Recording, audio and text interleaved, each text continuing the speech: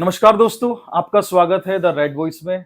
आज हमारे साथ हैं पंकज मलिक जी, जो कि समाजवादी पार्टी से चरथावल से विधायक हैं। बहुत बहुत स्वागत है हमारे चैनल पर। धन्यवाद सर, हाल ही में आपने एक मामला सुना होगा, मुजफ्फरनगर बहुत चर्चाओं का विषय बना हुआ है जी। पूरे ही मीडिया इसको दूर दूर से लोग आके इसको कवर कर रहे हैं। मामला आपको पता ही है कि दुकानों पे, ठेलों पे, छोटे छोटे ढाबों पे दुकानदार का नाम लिखने की पुलिस के द्वारा एक कोशिश की जा रही थी, लेकिन हाल ही में आज एक सुप्रीम कोर्ट की तरफ से इस मामले पे पूरी तरह से रोक लगा दी गई है। जी, क्या मामला देखिए, है? आदरणीय सुप्रीम कोर्ट का जी सब लोग सम्मान करते हैं, वो निर्णय जनहित में है। जी अब जब से उत्तर प्रदेश में लोकसभा का चुनाव हुआ और उसके नतीजे आए, लोगों ने आदरणीय अखिलेश यादव जी में आस्था जताते हुए अपना निर्णय सुनाया है, तब से भारतीय जनता पार्टी बौखलाई हुई है और 27 की तैयारी करने में लगी। अभी उपचुनाव है, मुझे तो लग रहा है कि इन्होंने, इनका ये स्टंट था उपचुनाव को लेकर के। आप एक बात बताइए, कावड़ यात्रा लंबे समय से चलती है, आज से नहीं आ रही, पीढ़ियों से चली आ रही है। और हमारे यहाँ कल्चर रही है, हर जाति, हर धर्म, हर वर्ग के लोग एक दूसरे के त्योहार में शामिल होते हैं और सेवा करने का काम करते हैं। जब ईद होती है तो हिंदू उनके यहाँ मिलने जाते हैं, बहुत सारे हिंदू मिलने जाते हैं मुस्लिम्स के यहाँ। और जैसे कावड़ यात्रा है, एक बड़ा, ये महापर्व की तैयारी में एक बड़ी यात्रा है, महाशिवरात्रि की तैयारी में बड़ी यात्रा है। लोग कावड़िए अपनी भक्ति में लीन होकर के गंगा जी का जल लेकर के आते हैं और शिवरात्रि के दिन उसको चढ़ाते हैं। पूरे रास्ते में हिंदू हो या मुसलमान, सब कावड़ियों की आस्था का सम्मान करते हुए उनका स्वागत करते हैं। कहीं कोई केले खिलाता है, कहीं खाना खिलाता है, बहुत सारी जगह लोग उनके पैर दबाते हैं, सेवा भाव से काम करते हैं, हिंदू हो या मुसलमान हो। आप ये देखिए, मुजफ्फरनगर जब आप एंटर करेंगे, शुरुआत से लेकर के यहाँ तक लगभग 50% में मुस्लिम आबादी भी है, 50 से कुछ कम होगी।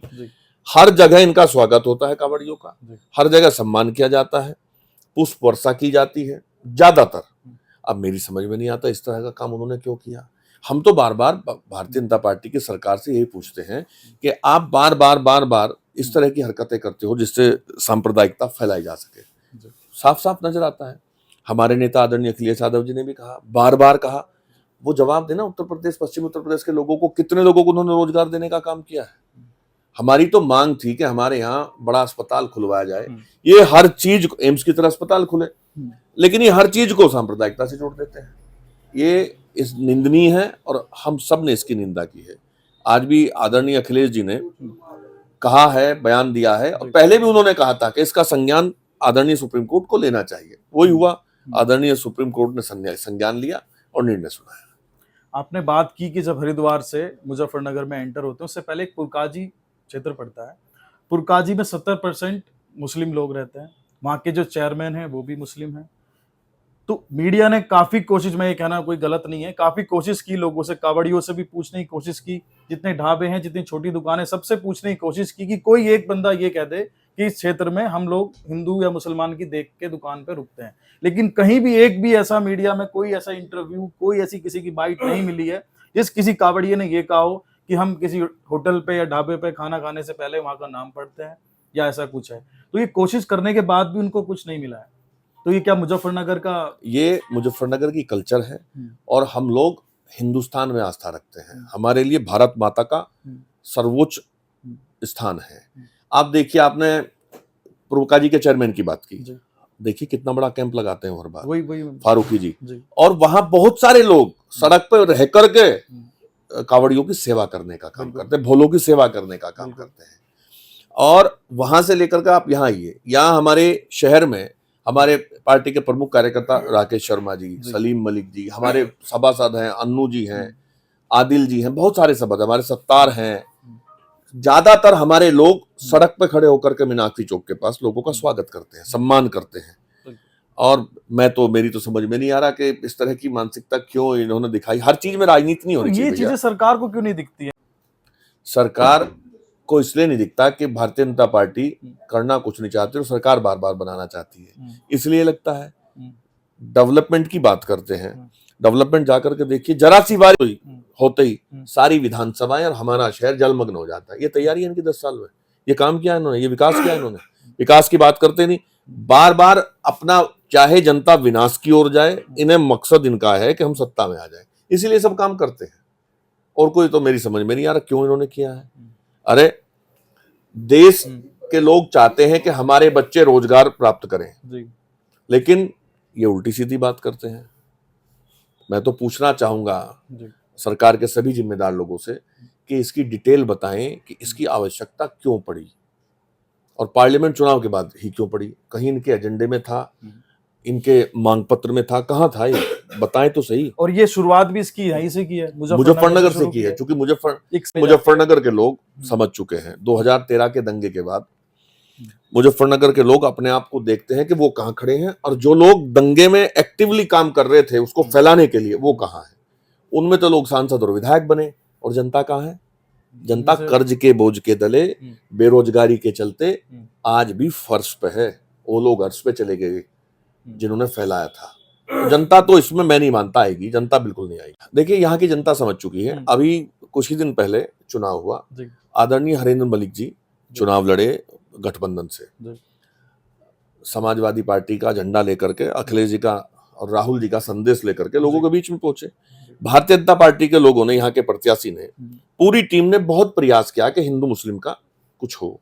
तरह तरह की बातें, एक वीडियो एडिट करके चला दी, मस्जिद का उसमें हिस्सा जोड़ दिया, लेकिन यहाँ के लोगों ने इनकी सारी मंशाओं को नकार दिया।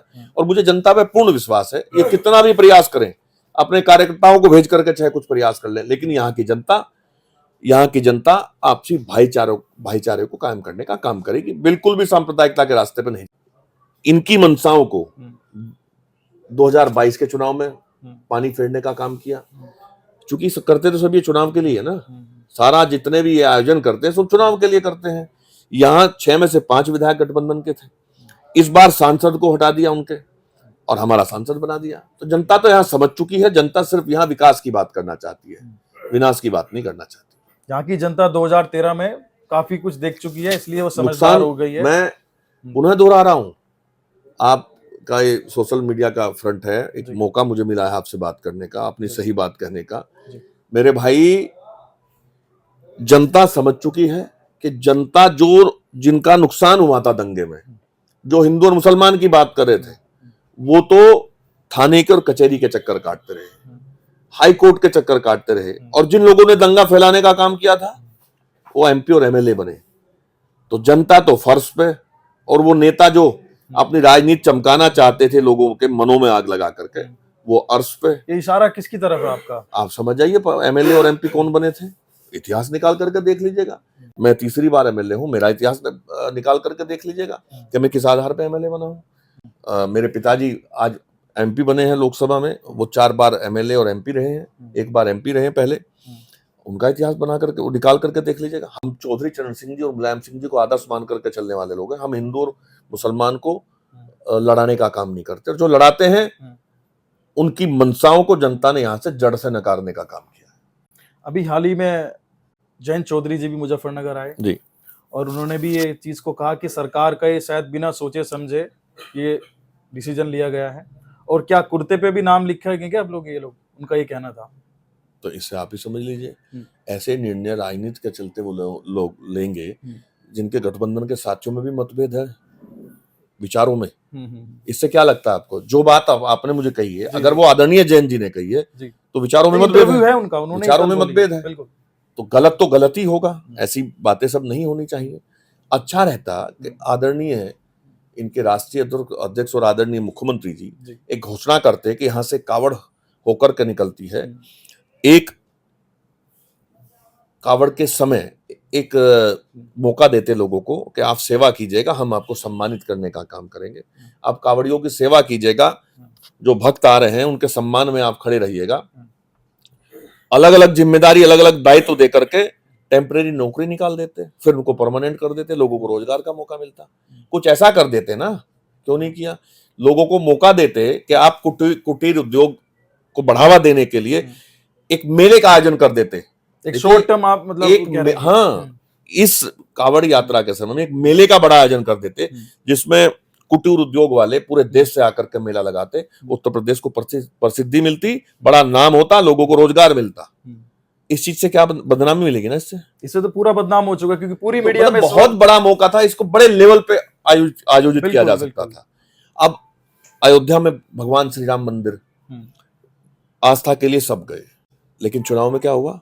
जनता ने संदेश दिया, भगवान श्री राम हमारे सबके मनों में है, दिल में है, हम सब उनको मानते हैं, लेकिन भगवान का राजनीतिकरण नहीं होने देंगे। और यही सेम चीज यहां भी है। यहां भी लोग अब राजनीतिक निर्णय धर्म के नाम पे नहीं लेंगे। सब एक हैं, हम भाई हैं, सब भाई हैं, हिंदू मुस्लिम सिख ईसाई सब आपस में हम भाई हैं। और यहां तो कल्चर रही है, मुजफ्फरनगर में तो कल्चर रही है, सब आदमी एक दूसरे के साथ मिलकर के चलने का काम करते हैं। आप खुद बताइए, मुजफ्फरनगर का एक इतिहास है कि आंदोलन में जब भी किसानों को लेकर के या कोई भी आंदोलन हो, चाहे आजादी की लड़ाई रही हो, हिंदू और मुसलमान ने एक मंच पे एक मैदान में खड़े होकर के उस लड़ाई में शामिल होकर के योगदान देने का काम किया है। तो इसको दो पक्ष में बांटने का काम कौन कर रहा है? भारतीय जनता पार्टी के लोग कर रहे हैं, इसमें खुली बात है, इसमें क्या बात है? दंगे का फायदा किसे हुआ था बताइए आप? 2013 में दंगे हुए, 2014 में यहां से कौन सांसद थे, उसके बाद विधायक कौन थे यहाँ? लेकिन दंगे के समय तो समाजवादी पार्टी की सरकार थी। नहीं, मैंने उसके बाद कहा फैलाने का काम किसने किया था? जी, वो तो जो हुआ था सबके सामने था, सबके सामने था।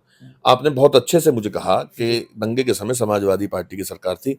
आप मुझे सहमति दे देते कि हाँ, जिन लोगों ने फैलाया है उनमें से 2 MLA भी बने और वो भी बने। मैं नाम लूंगा तो अच्छा नहीं लगेगा।